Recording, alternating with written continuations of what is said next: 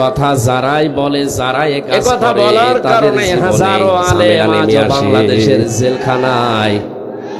আজকের তেলাওয়াতকৃত আয়াত থেকে এটা এখন থেকে হ্যাঁ, যারা জেলখানায় এখনো আছে এরাও যতদিন কোরআন পড়েছে, বুঝেছে, নিজেরা আমল করেছে, কোনো ঝামেলায় পড়েনি, তারাও বলছিল।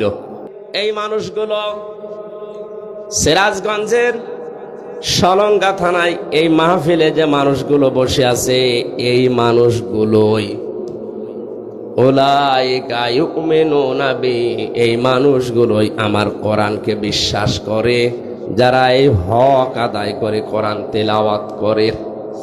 হক আদায় করার জন্য শর্ত চারটা। কয়টা বলেন বলেন?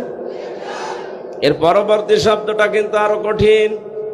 আমাই ইয়াকফুর বিহি ফাউলাইকা হুমুল খাসিরুন। এই চারটা হক যারা আদায় করে না, চারটা শর্ত যারা মানে না, এই মানুষগুলো আমার কোরআন বিশ্বাসও করে না, এরা ক্ষতিগ্রস্ত। জোরে বলেন নাউজুবিল্লাহ।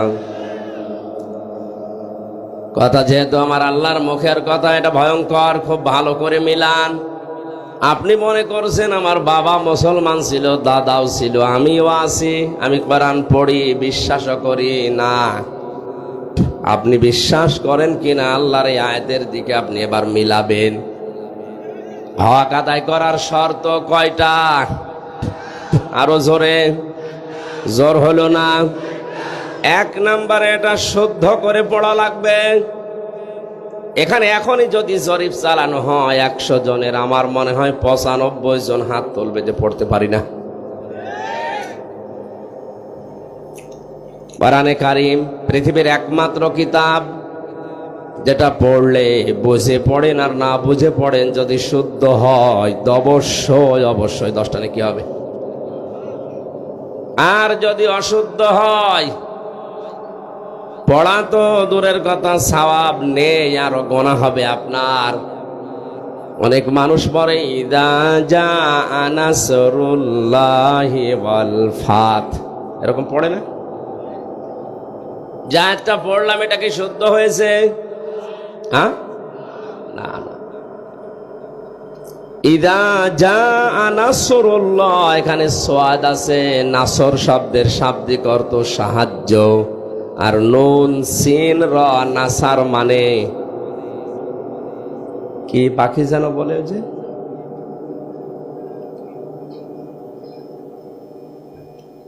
শকুন। শকুন।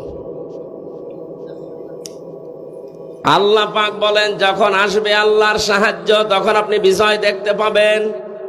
অথচ সোয়াদ বাদ দিয়ে সিন দিয়ে যদি কেউ উচ্চারণ করে পড়ে, তাহলে অর্থ হবে যখন আসবে শকুন, আল্লাহর শকুন, তখন আপনি বিজয় পাবেন।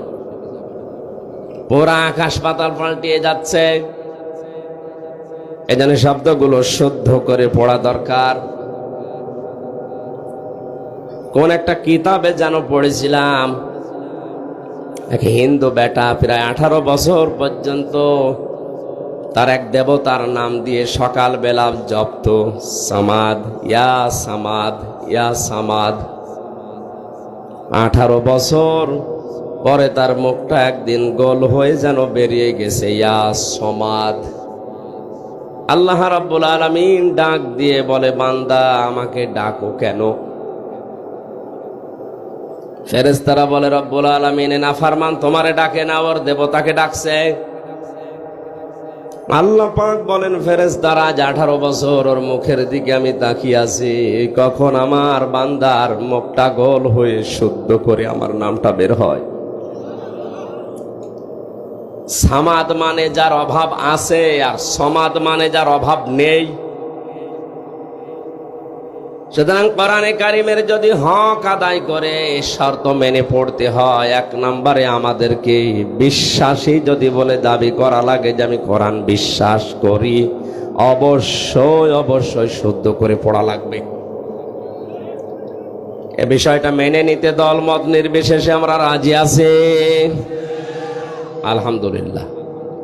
এখন থেকে শুরু করে মরণের আগ পর্যন্ত যদি আপনি চেষ্টা চালান, তাহলে আপনি তালবে ইলম শুধু ওই 5 বছর 7 বছর 10 বছরের বাচ্চারাই না, 80-90 বছরের মুরব্বিও বুড়া মানুষও তলবে এলেম হবে যদি এখনই কোরআন শিক্ষার জন্য লেগে পড়ে। সুসংবাদ জানাচ্ছি, আল্লাহর নবী জানিয়েছেন কেউ যদি তালবে এলেম হয়ে মারা যেতে পারে আর ওই লোকটার জীবনে যদি হক কলেবাদ মানুষের হক নষ্ট করার গোনা না থাকে, মহান আল্লাহ তালবে এলেমের ইজ্জত মাফ করে দেবেন। এজন্য তালবে এলেম হওয়ার দরকার আমাদের আছে না নেই? তলেবে এলেম যখন বাড়ি থেকে কোরআনে কারীম শিক্ষা করার জন্য বের হয়, ওরে এত সম্মান বাড়িয়েছেন নবীজি।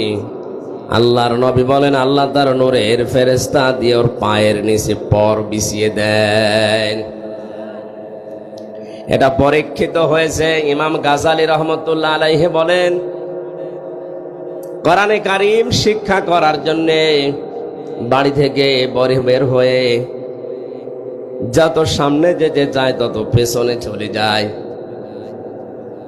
যেই কয়দিন ক্লাসে গেলাম প্রতিদিন এভাবে দেরি হয়ে যায়। শিক্ষক ওস্তাদ মাওলানা যিনি আছেন আমাকে বারবার গরম দিতে থাকে, দেরি হয়ে যায় কেন, দেরি হয়ে যায় কেন। ওনাকে খুলে বললাম উস্তাদ বাড়ি থেকে যখন কোরআন আমি বুকের ভেতরে নিয়ে বের হই দেখি আমার সামনে সুন্দর সুন্দর কিছু পাখি পর বিছিয়ে দিচ্ছে। পাখিগুলো এত সুন্দর জীবনে এর আগে কোনোদিন দেখি নাই। এ পাখি দেখার সঙ্গে সঙ্গে এক হাত দিয়ে কোরআন ধরার পরে আর এক হাত দিয়ে সরাতে থাকি। যত সরিয়ে দিতে চাই তত জোর করে আমার পায়ের নিচে পর বিছিয়ে দেয়।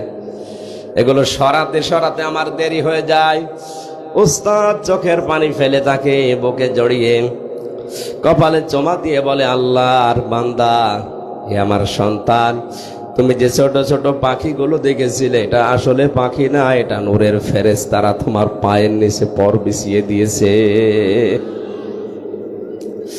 আশা করছি যে বয়সেই হোক কোরআন না শিখে মরবো না, এ সিদ্ধান্ত আজকে নিয়ে যাবেন। রাজি আছেন? আলহামদুলিল্লাহ। দ্বিতীয় শর্ত হচ্ছে শুধু কোরআন পড়লেই হবে না, এটা বুঝতে হবে। আজ 100 জনের ভেতরে 95 জন তো আমরা পেলাম পড়তে পারে না, 5 জন পারে, তার 4 জন বোঝে না। এখানে আজকের যে সূরা জুমার 10 নম্বর আয়াতের তাফসীর করা হবে, আপনি যদি কোরআন কিছু না বোঝেন তা আপনি কি করে আমার তাফসীর বুঝবেন বলেন? এজন্য হালকা পাতলা হলেও আপনাকে কোরআনে কারীম বোঝার মতো যোগ্যতা অর্জন করা লাগবে।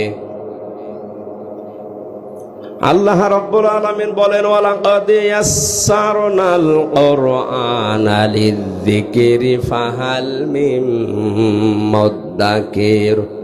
এই কোরআন আমি সহজ করে দিয়েছি, এখান থেকে উপদেশ নেওয়ার মতো কেউ আছো কি? আল্লাহর এই আফসোস যেন আর না থাকে, আমরা চেষ্টা চালাবো ইনশাআল্লাহ। 3 নাম্বার, এটা শুধু বুঝলেও হবে না, এটা যতটুকু বুঝলেন ততটুকু প্র্যাকটিক্যাল লাইফে আমল করা লাগবে। 4 নাম্বারে শুধু আমল করলে হবে না, এটা পৌঁছিয়ে দেওয়ার নিয়ত এবং বাস্তবে আমি অন্যকে মানাবো এই সিদ্ধান্ত নিয়ে এখান থেকে বাড়ি যাওয়া লাগবে। উলাইকা ইউমিনুনা বি, এই মানুষগুলো আমার কোরআন বিশ্বাস করে। বলে হাক্কা তিলাওয়াতির শর্ত কয়টা? বলেন বলেন। আল্লাহর ভাষায় কোরআন যারা বিশ্বাস করে, এবার নিজের সাথে আপনি মিলিয়ে বাড়ি যাবেন, শুধু তাফসীর শুনতে আসা না। 1 নম্বরে আপনাকে পড়া জানা লাগবে শুদ্ধ করে। 2 নম্বরে এটা বোঝার চেষ্টা চালানো লাগবে, বুঝতে হবে। 3 নম্বরে যতটুকু জ্ঞান। 4 নাম্বার শুধু আমি মানবো না, এটা আমি মানাবো, এই সিদ্ধান্ত নেওয়া লাগবে। বাংলাদেশ সহ বিশ্বে কোরআনে কারীম যারা পড়ে, যারা বোঝে, যারা নিজের ব্যক্তিগত জীবনে আমল করে, তাদের সেরকম সমস্যা হয়েছে আমি পাইনি। এই 4 নাম্বার যেটা, যে আমি শুধু কোরআন শুদ্ধ করে পড়বো না, শুধু বুঝবো না, শুধু নিজে মানবো না, এটা আমি মানুষকে মানাবো। এই কথা যারাই বলে, যারা এ কাজ করে, তাদের জীবনে ঝামেলা নেমে আসে। এ কথা বলার কারণে আব্বাস মাদানি আজ 32 বছর জেলে, আলজেরিয়ার কারাগারে। এ কথা বলার কারণে হাজারো আলেম আজও বাংলাদেশের জেলখানায়। যারা জেলখানায় এখনো আছে, এরাও যতদিন কোরআন পড়েছে, বুঝেছে, নিজেরা আমল করেছে, কোনো ঝামেলায় পড়েনি। তারাও বলছিল, কিন্তু যখনই বলেছে আমি একা না, এ কোরআন আমি 18 কোটি মানুষকে মানাবো, তখনই জানতো না। তারা তো কোরআনের আয়াত বোঝার পরে হক আদায় করার জন্য এ রাস্তায় নেমেছিল। এই হককে বাধা দেওয়ার কারণে আপনি নিজে জালেম হয়ে গেলেন। আমায় ইয়াকফুর বিহি ফাউলাইকা হুমুল খাসিরুন। এই 4টা শর্ত মেনে যারা কোরআন পড়ে না,